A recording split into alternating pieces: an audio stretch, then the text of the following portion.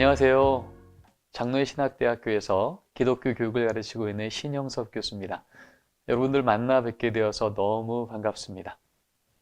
오늘 저는 여러분과 신앙 형성과 기독교 교육이라고 하는 주제로 같이 강의를 나누고자 합니다. 신앙은 어떻게 형성되어지고 또 그렇게 형성되어지는 과정에서 기독교 교육의 역할은 무엇인가? 우리는 어떻게 거기에 참여할 것인가에 대한 이야기를 나누고자 합니다. 다음 세대의 신앙 생태계가 바뀌어가고 있습니다. 최근에 발표되어진 한국 갤럽을 보면 우리나라 예수 믿는 부모 세대는 15% 이미 나타났습니다. 그런데 유사한 기간에 대표적인 선교 기관을 통하여서 우리 다음 세대, 특별히 청소년, 우리 중고등부 아이들의 복음화율이 3.8% 이미 보고가 됩니다. 부모 세대는 15%나 예수를 믿고 있는데 우리 자녀 세대가 미전도 종족의 수준으로 바닥을 치고 있는 것이죠. 우린 이미 1990년도에 루이스 부시라고 하는 유명한 선교학자가 1040 윈도우라고 하는 유명한 논문을 발표한 것을 들어봤습니다.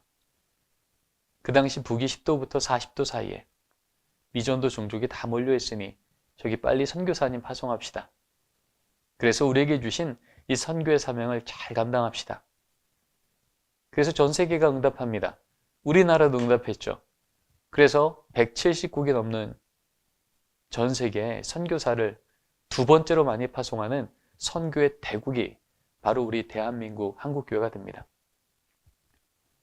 근데 그로부터 18년 뒤 1990년도로부터 2008년도 그 시간이 되었을 때 루이스 부시 박사는 자신의 논문에 정정 논문을 발표해요. 그 논문의 제목은 414 윈도우였습니다. 그 당시 미전도 종족이 어디로 몰려갔는가를 살펴봤더니 이제 더 이상 미전도 종족은 지역의 개념이 아니라 연령의 개념이 되었다고. 북위 10도부터 40도가 아니라 만 4세에서 14세. 유치부에서 청소년부 사이의 다음 세대들이 미전도 종족이 되었다고. 이것을 주목해야 됨을 발표합니다. 그래서 선교의 개념이 확장된 것이죠. 다른 나라, 다른 민족, 다른 언어권, 거기에 선교사님 파송해서 하는 것만이 선교가 아니라 수평적 선교만이 아니라 수직적 선교예요. 우리 나라, 우리 동네, 우리 집, 우리 애들이요. 그런데 예수를 알지 못하는 세대가 된 우리 아이들에게 복음을 전하는 것, 이것도 수직적 선교도 중요한 선교였구나. 여러분, 그런 의미에서 지금 우리 다음 세대가 3.8%란 이 얘기는요. 지금 우리는 이제 우리의 직함이 교회학교의 교육자이건 또 교회학교 선생님이건 믿음의 부모건 상관없이 하나님, 우리가 평생 누렸던 이 예수의 이름을 우리 다음 세대가 끊어줘서는 안 되겠습니다. 라고 하는 것을 우리가 포기할 수 없다면 우리는 모두 다 우리에게 맡겨진 우리 다음 세대 앞에 수직적 선교사로 부름받았음을 기억해야 됩니다. 한국교회는 코로나라고 하는 아주 어려운 목회적 상황 이후에 전환기를 거쳐 나왔습니다. 그러면서 한국교회 뭐가 가장 어려울까라고 하는 여러 조사들이 있었는데 그곳에서 나왔던 결과는요. 어느 교회든 상관없이 가장 큰 위기는 다음 세대 신앙 전수의 어려움이라고 답을 하게 됩니다. 큰 교회건 작은 교회건 도심 교회건 시골 교회건 지금 이 시대의 한국 교회는요. 우리 다음 세대가 우리 부모 세대가 고백했던 이 신앙의 고백이 연결되지 않는 것이 너무 큰 어려움이라는 것입니다. 그런 의미에서 이제 우리가 내게 맡겨진 이 복음을 우리 다음 세대에게 어떻게 전해야 될지에 대한 이 질문은 우리 모두에게 주어진 시대적인 사명이요. 또 목회적인 부르심이라고 할 수 있겠습니다. 그런데 우리는 기억합니다. 아무리 오염된 공기도 대기를 만나면 정화되고 아무리 오염된 물도 바다를 만나면 정화됩니다. 그것의 근원이 거기 있기 때문이죠.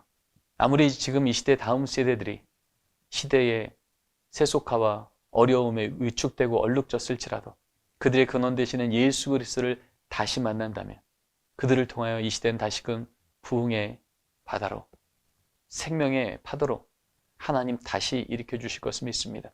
그래서 기독교 교육은 늘 하나님께서 일하시는 그 현장이 숫자 싸움이 아니라 제자 싸움인 것을 기억합니다. 오늘은 이 소망을 가지고 하나님께서 우리를 통하여 어떻게 신앙을 형성시키는 자리에 하나님의 나라를 힘있게 세워가실까에 대한 신앙 형성, 그리고 그곳에서의 우리의 부르심이 무엇인지에 대한 이야기를 나누고자 합니다. 하나님의 부르심엔 후회함이 없고 하나님의 역사는 말씀하신 대로 이어집니다. 우리 그릇의 크기만큼이 아니라 우리를 향한 계획만큼 하나님은 그 일을 이루어내십니다. 자, 이 믿음과 또 소망을 가지고 오늘 우리가 본격적으로 다루게 될 신앙은 무엇인가부터 같이 이야기를 나눠보죠. 여러분, 신앙은요, 기독교 교육이 실천되는 모든 현장의 가장 한복판에 있는 중심 개념입니다. 신앙은 성경에는 많은 곳에서 믿음이라고 해석이 됩니다. 근데 이 믿음이라고 해석되는 이 신앙이란 단어는요, 두 단어로 구별되어서 쓰여집니다. 하나는 하나님과의 관계를 의미하는 신앙이란 단어로, 또 하나는 하나님에 대한 지식 혹은 하나님에 대한 명제에 대한 의미로 신념이란 단어로 쓰여집니다. 똑같이 믿음이라고 해석은 되지만 이 두 단어는 우리가 구별해서 보아야 됩니다. 하나님과의 관계에 무게가 있는 신앙, 하나님에 대한 지식, 명제에 대한 무게가 있는 신념. 이 신앙의 현정이라면 신념은 과거형입니다. 신앙은 늘 현재 내가 하나님을 믿고 있는 거죠. 현재 내가 하나님과 관계가 살아있는 겁니다. 신념은요, 그런 하나님과 관계 안에서 발견되어진 하나님의 성품, 또 그 하나님께서 우리의 삶 가운데 행하셨던 하나님이 우리에게 행하신 역사에 대한 기억, 기록, 고백, 이것이 신념이 되죠. 그래서 신앙이 동사형이라면 신념은 명사형입니다. 그래서 우리에게는 늘 중요한 것은 어떻게 하면 하나님과의 관계, 현재형으로서의 이 상황을 더욱더 깊이 뿌리내리고 성장하게 할 것인가. 이게 기독교 교육에 너무 중요한 요소가 됩니다. 우리는 가끔 어떤 생각을 하냐 하면 이 신념을 잘 전달하면 신앙은 보장된다라고 생각할 때가 있습니다. 그런데 우린 여기서 분명히 해야 됩니다. 신앙은 분명히 들음에서 나죠. 그러나 들음이 신앙을 늘 보장하는 것은 아니더라는 것입니다. 조금 더 세밀히 말하자면 하나님에 대한 말씀을 듣고 하나님의 우리를 향한 그 진리의 명제들을 듣고 그것이 들은 지식이 내 안에 인격적인 동의, 결단이 되어서 이제는 그것을 믿는 믿음 안에 예전과 다른 같은 상황 앞에서 다른 행동을 하고 다른 응답을 하고, 그럴 때 우리는 내가 들은 지식만큼 내가 하나님 앞에서 세상 앞에서 다른 걸음을 걸어낼 때 그만큼 신앙이 형성되었구나 라고 우리는 이해하게 됩니다. 그래서 기독교는요, 하나님에 대한 지식, 명제, 진리를 내가 듣고 그것을 인격적으로 동의하고 그렇게 살기를 결단하고, 그래서 실제로 나의 삶에서는 그 말씀이 듣기 이전과 다르게 그렇게 살아가는 삶의 걸음을 걸어낼 때 하나님은 우리 안에 이 신앙을 걸어간 걸음만큼 우리에게 형성시켜 주셨구나, 성숙시켜 주시는구나 라고 하는 것을 발견하게 됩니다. 바로 이러한 신앙의 형성과 성장, 변혁, 이런 것에 대한 연구를 한 학자들이 있습니다. 많은 기독교 교학자들이 이 부분을 연구했는데 이것을 잭 세이머라고 하는 시카고에 있는 게랏 에반젤리컬 세미너리의 교수님께서 중심이 되어서 그 많은 이론들을 정리해봤어요. 이 정리된 이론을 우리는 기독교 교육 지도 그리기, 매핑, 크리스천 에듀케이션이라고 부릅니다. 이 기독교 교육 지도 그리기를 보면요, 신앙은 오직 하나님의 선물로만 주어지는데 그 선물로 주어지는 신앙이 우리 안에 어떤 과정을 통하여서 하나님은 우리에게 그 선물을 주시며 채워가시며 성장시키실까를 정리한 거죠. 성경을 연구하고 2000년 교회사를 연구하고 또 지금 현재적으로 기독교 현장 가운데서 어떤 일이 일어나고 있는가라고 하는 것을 같이 연구하여 정리한 겁니다. 그랬더니 4가지 영역에 기독교 교육은 이러한 현장 속에 이러한 사건을 통하여서 이렇게 형성되는구나를 정리한 겁니다. 그 첫 번째 영역은요, 종교 교수 영역입니다. 종교 교수 영역은요, 하나님에 대한 지식을 잘 전달하면 그것을 통하여서 신앙이 형성된다라고 하는 걸 발견한 겁니다. 두 번째 영역은 신앙 공동체예요. 믿음을 갖고 있는 자들의 공동체 안에서 신앙은 나도 모르게 부어지고 채워지고 자라나는구나를 발견한 영역입니다. 세 번째 영역은 영적 형성 영역이에요. 하나님과의 1대1의 친밀한 관계를 통하여서 이 안에서 하나님 우리의 신앙을 형성시키는구나. 그리고 마지막 영역은 변혁 혹은 해방이라고 불려지는 영역인데, 이 영역은 성경적 세계관을 근거로요, 세상 앞에 믿음을 갖고 있기에 다른 행동으로 응답하는 걸음을 걷는 바로 그 과정 가운데서 하나님은 우리에게 신앙을 형성시킨다라는 것을 발견하게 된 겁니다. 자, 조금 하나하나 세밀히 들어가서 이야기를 나눠보죠. 자, 첫 번째는 종교교수적 방법입니다. 종교교수는 말 그대로 하나님에 대해서 들어야 될 진리, 말씀, 교리 이런 것들을 교사가 잘 컨베잉, 전달해 주는 겁니다. 여러분 컨베이어 벨트 들어보셨죠? 공장에서 그 벨트 위에 그 재료를 넣으면 그 재료를 통하여 들어가서 그 결과물이 나오는 거예요. 로마서 10장 17절 말씀을 우리는 기억합니다. 그러므로 믿음은 들음에서 나며 들음은 그리스도의 말씀으로 말미암았느니라. 들어야 믿음이 생긴다는 거예요.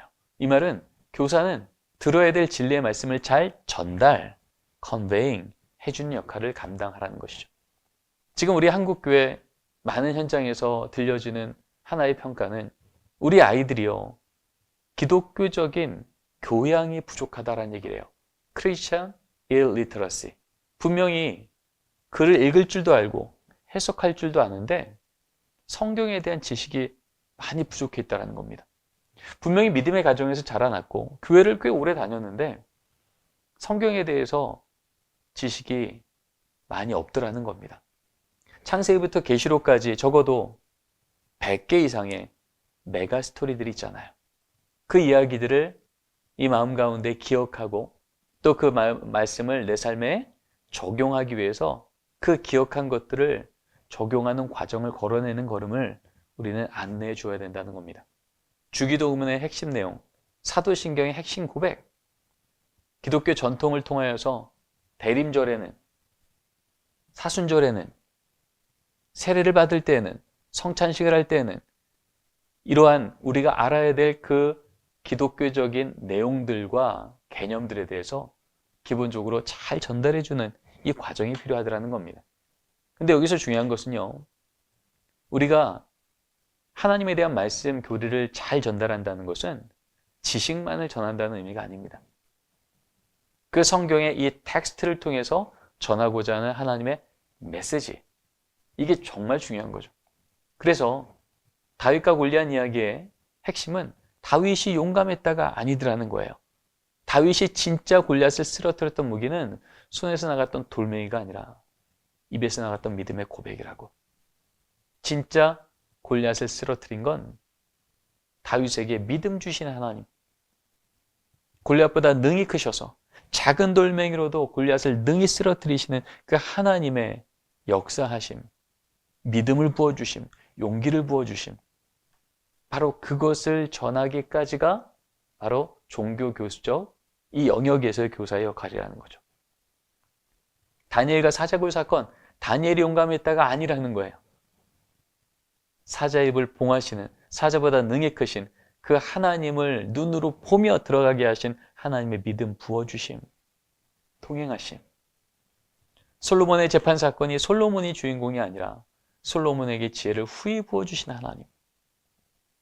그래서 이스라엘 역사 이야기가 아니라 이스라엘 역사 이야기를 통하여 드러난 하나님의 성품, 하나님의 언약. 바로 이것을 기억하는 것, 이것을 학습자에게 잘 전달해주는 컨베잉하는 영역, 이것이 바로 종교교수적 영역의 역할이라고 하는 거죠. 바로 그 과정을 통해서 하나님은 이 과정에 참여한 우리 학생들에게 신앙 믿음을 부어주시더라는 겁니다. 두 번째 영역은 신앙 공동체 이론이죠. 신앙은 하나님에 대한 말씀을 잘 전달하는 것만이 아니라 그런 말씀을 믿는, 바로 신앙인들의 공동체 안에서 그들이 갖고 있는 세계관, 삶의 스타일, 삶의 우선순위, 삶의 문화들, 이런 것 안에 잘 참여하면서 living together 하면서 하나님은 그 과정을 통하여 그들에게 믿음을 주시더라는 거죠. 대표적인 신앙 공동체는 말할 것도 없이 가정과 교회입니다. 그래서 우리가 양육하는 우리 대상자들이 잘 신앙 안에서 성장하기 위해서는요, 그 아이가 속한 가정이 좋은 믿음의 가정이 되기를, 그 아이가 속한 이 교회가 좋은 신앙의 공동체가 되기를 세워가고 기도하고 응원하고 지원해 주는 것, 바로 그 과정 자체가 바로 이 두 번째 영역, 신앙 공동체 영역 안에서의 신앙 형성을 돕는 교육적 사역이 되는 겁니다. 창세기 17장을 보아도요, 하나님께서 아브라함한테 너 아브람 말고 아브라함 하라고, 그저 우리 집, 우리 자녀, 이것 안에 매몰되어 한 가정의 아비로 만족하는 자 말고 열방의 아비, 하나님의 관심이 있고 하나님이 세워가고자 하는 이 나라, 이 민족, 저 열방을 향한 하나님의 그 마음을 품은 아비가 될 때, 그런 관점으로 우리 가정을, 우리 자녀를 그렇게 길러가는 여정 속에 하나님은 그 자녀가, 그 가정이 하나님이 들어쓰시는 믿음의 공동체 되게 하시더라는 거죠. 신명기 6장이요. 너는 내가 내게 명한 이 말씀을 머리에 새기고가 아니라 마음에 새기고요. 히브리어 레바브입니다. 레바브는 중심이란 뜻이죠. 하나님께서 우리에게 말씀하신 그 말씀을 삶의 우선순위에 새기라는 것입니다. 그래서 가정 안에서부터 앉았을 때든지 일어날 때든지 길을 갈 때든지 부지런히 가르쳐 지키는 삶의 등을 그들에게 보일 때, 이 자녀들은 그 부모를 통하여서 living together, 그런 신앙 공동체 안에 살면서 신앙의 문법을 배워가더라는 거예요. 아, 위기가 오면 무릎 꿇어야 되는구나. 아, 기도하면 하나님 역사해 주시는 거구나. 그래서 하나님의 때가 되었을 때 하나님 아니고 설명할 수 없는 기적 같은 사건이 우리 가정 가운데 임할 때, 이 자녀는 귀로만 듣던 교리 하나님이 아니라 눈으로 보는 살아있는 하나님을 고백하게 되는 거죠. 그렇게 신앙은 배워가는 것이라고 말하고 있는 겁니다. 그래서 에베소서 6장 말씀은 이렇게 말하죠. 내 자녀를 노엽게 하지 말며 주의 교훈과 훈계로 양육하라. 하나님 말씀과 기도를 가르치라는 거예요. 누가요? 부모가요. 어디서요? 가정에서부터요. 이렇게 신앙은 형성되어지는 거라고, 신앙 공동체 안에서 함께 그 신앙생활에 참여하면서 또 하나님의 신앙을 형성시켜 줍니다. 세 번째 영역은 영적 형성 영역입니다. Spiritual Formation이에요. 여기서 핵심은 하나님과의 친밀감이죠. 신앙은 하나님에 대한 말씀을 잘 전달하는 것만이 아니라, 그 말씀을 믿고 사는 사람들과 리빙 투게더 함께 사는 것만이 아니라, 나의 일상의 삶 속에서 내가 스스로 성경 펴고 기도의 시간을 가자 하나님과 1대1의 관계 속에서 주의 말씀을 내 심령에 놓고 하나님을 마주하며 하나님과 친밀한 이 관계와 동행의 여정을 가는 거예요. 요한복음 15장 7절에 너희가 내 안에 거하고 내 말이 너희 안에 거하면, 시편 19편 14절은 말합니다. 내 마음의 묵상과 내 입의 말이 하나님께 연락되기를 원한다고요. 그래서 큐티하고 기도하고 이런 하나님과의 관계 때문에 봉사의 삶을 살아가고, 이런 영역들이 바로 이 세 번째 영역입니다. 네 번째 영역은 변혁 혹은 해방이라고 불려지는 영역이에요. 여기서 핵심은 기독교적인 세계관으로 세상과 다른 액션, 행동을 취하는 겁니다. 한마디로 성경적 관점으로 세상을 바라보는 거예요. 똑같은 상황인데 하나님을 믿는 백성이니까 같은 상황 앞에 다른 해석과 다른 응답과 다른 행동을 취하더라는 거죠. 그래서 세상이 말할 때는 그래도 돼 라고 하는 걸 하나님의 자녀의 관점에서 저거는 그렇게 하면 안 될 건데. 거룩하게 저항하고 구별돼서 응답하고, 그래서 성경에서 말하고 있는 바로 그 가치를 붙들어 자기 스스로를 세상으로부터 구별되게 그렇게 응답하는 삶, 그것을 격려하고 응원하고 함께 걸어가는 바로 그 걸음 가운데 하나님은 우리 신앙을 또 한 번 형성시키시고 성장시키시는 거예요. 지금 우리 다음 세대 아이들은요, 우리 청년들은요, 아니요, 우리 부모 세대도 마찬가지죠. 세상이 우리를 매일 제자화시키고 있습니다. 핸드폰 통해서, 인터넷 통해서, 게임 통해서, 학교에서 경험하는 음란 문화, 폭력 문화, 경쟁 문화, 이기심 문화, 물질주의 문화. 이렇게 살아야 손해보지 않을 거라고. 이렇게 살아야 재미있을 거라고. 그런데요, 바로 그러한 세상 속에서 하나님의 말씀을 다시금 기억하여 하나님의 말씀대로 살아가는 그 공동체의 삶의 방식들을 내 안에 붙들어서 그렇게 거룩히 저항하며 나아갈 때 세상이 우리를 제자화시키는 상황 속에 우리를 통하여 세상을 제자화 만드시는 바로 그 하나님의 사역에 동참하기 시작하는 일, 그것이 바로 이러한 변혁 혹은 해방이라고 하는 영역에서 우리의 삶을 다시금 해석하고 응답하고 격려하고 응원하는 걸음을 가는 겁니다. 사실 이 네 가지 영역을 우리가 기독교 교육의 영역 안에서 실천하고 응답하려고 할 때 우리의 실존은 너무 힘듭니다. 아니, 가르치는 우리 자신 자체가 온전치 않습니다. 하지만 우리가 온전하여서 우리가 가르친 아이들에게 온전하게 걸어가라고 말하는 게 아니라 우리는 연약하나 우리의 강함 되시는 하나님이 그 걸음을 여전히 우리와 동행하시게 우리는 다시금 힘을 얻게 되는 겁니다. 말씀을 전하고 말씀대로 살아가고 말씀을 묵상하며 말씀 때문에 세상으로부터 구별된 걸음을 걸어갈 때 나의 힘과 나의 능력만큼이 아니라 말씀이신 하나님이 이미 우리 안에 들어오셔서 그거를 동행하여 주시니 우리는 이 기독교 교육의 실천을 걸어갈 수 있게 되는 겁니다. 하나님이 우리에게 원하시는 것은 완벽, 퍼펙션이 아니고요. 신실, faithfulness입니다. 우리는 완전할 수 없어요. 그러나 하나님은 완전하셔서 우리를 그 길로 가게 인도해 주신다는 거죠. 우리가 강해져서 이런 기독교 교육의 영역들을 해낼 수 있는 게 아니라 우리의 강함 되시는 하나님과 동행할 때 그것을 해낼 수 있는 지혜도, 용기도, 걸음도, 성숙함도 인도해 주시는 겁니다. 그래서 성 어거스틴은요, 교육론이라는 책을 통해서 이렇게 얘기합니다. Without God, we cannot. 하나님 없이 우리는 아무것도 할 수 없습니다. 그런데 그 다음 문장은 이렇게 말합니다. Without us, 우리 없이는 God, 하나님은 will not, 일하지 않으실 겁니다. 앞부분이 은혜에 대한 영역이라면 뒷부분은 응답에 대한 영역입니다. 우리는 이 앞부분의 문장을 너무나 많이 알고 믿고 있습니다. 하나님 없이는 우리 아무것도 할 수 없습니다. 그러니 우리는 기도해야죠. 그러니 은혜를 구해야죠. 근데 문제는 뭐예요? 그렇게 부족한 우리를 하나님은 기독교계란 현장에 내보내십니다. 목회자로 보내시고 가르친 자로 보내시고 양육자로 보내시고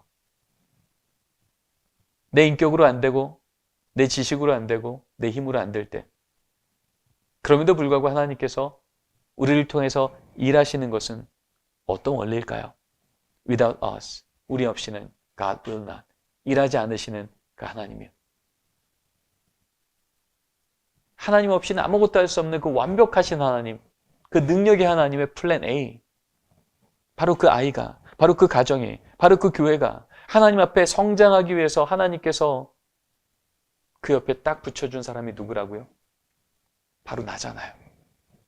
그 하나님의 완벽한 계획 가운데 바로 나를 통하여 그 부서를, 그 자녀를, 그 공동체를 세우기를 원해서 보내셨다면 이제 우리 부족한 그 위에 하나님의 지혜를 덮으시고 은혜를 덮으시고 신실함을 덮으시고 인격을 덮으시고 그래서 우리가 하나님의 그 은혜 가운데 걸어가는 것만큼 걷는 걸음이 하나님의 역사되게 하시네. 그래서 하나님의 은혜를 온전히 의지하는 자가 하나님과 동행함으로 응답의 걸음을 함께 걸어갈 때 바로 그때 하나님은 우리를 통하여 그 위대한 일을 해내시는 겁니다. 오늘은 우리가 신앙이란 무엇인가, 또 그 신앙은 어떻게 형성되어지는가에 대한 이야기를 나눴습니다. 신앙은 하나님만 주십니다. 그런데 그 신앙을 주시는 하나님께서 우리를 통하여 그 일을 이루어 가시기 위해서 우리를 부르신 것입니다. 그래서 저는 이러한 하나님의 부르심에 우리의 모습은 화가의 손에 들림받은 붓이다 라고 생각합니다. 화가가 그림을 그릴 때 곡선도, 직선도, 색깔도 모두 붓을 통해서 그립니다. 그러나 우리는 알고 있죠. 이 그림 붓이 그리는 게 아니라 화가가 그리는 겁니다. 우리를 통하여 하나님이 또 말씀을 준비케 하시고 성경 공부를 인도하게 하시고 제자 훈련을 실행하게 하시지만 우리에게 그 믿음도, 그 지식도, 그 열정도, 그 재정도, 그 모든 상황을 공급하시는 분이 하나님이신 것을 믿을 때 오늘도 하나님은 부족한 우리를 통하여 우리의 실력은 우리를 통하여서 멋진 작품을 만들기 어렵지만 우리를 붙삼으사 우리를 붙드시는 하나님의 손에 쥐어 있는 한 우리를 통한 이 사역의 결과는 내 실력만큼 그려내는 게 아니라 우리를 붙드신 하나님의 경륜만큼, 능력만큼, 언약만큼 하나님 나라의 완벽한 그림이 그렇게 현장 가운데 그려내는 것을 보는 감격과 기쁨이 있게 될 줄 믿습니다. 장로신학대학교 신대원에 들어오셔서 이 기독교 교육에 대한 강의를 들으시는 여러분들,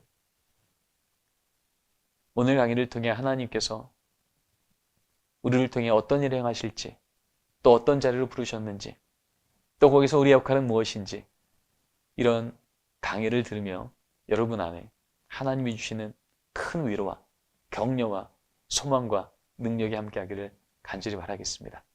감사합니다.